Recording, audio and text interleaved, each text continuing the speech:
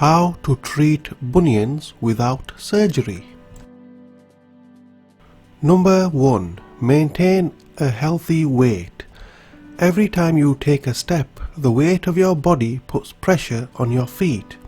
If you are overweight, your foot and big toe joint are under more pressure than they need to be. The greater the pressure on your toe joint, the higher the chance of it developing a bunion or becoming inflamed and sore. Number 2. Wear the correct footwear. Your shoes shouldn't be tight, the toe area should be wide, and the heel should be less than 1 to 2 inches and provide good support for the arch of your foot. Number 3. Use inserts in your shoes. Your foot should be in proper alignment and the arch supported. This can be done by using inserts which can be found in drugstores, or you can have prescription orthotics made. Number 4. Stretch your toes.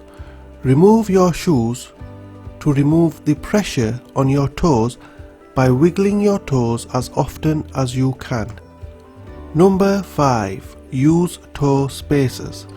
To reduce the pressure on your toes, use toe spacers at night or while wearing shoes. Number 6. Cushion your bunions.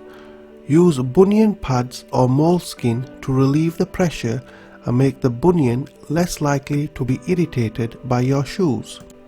Number 7. Epsom salt.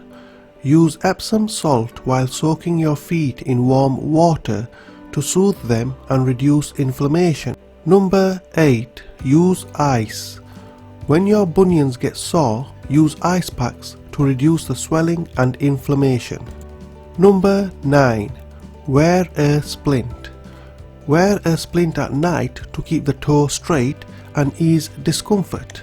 Number 10. Massage your foot. Give your foot a massage and move your big toe around to keep the tissue soft and the toe flexible. To learn more about natural health cures, please see our other videos.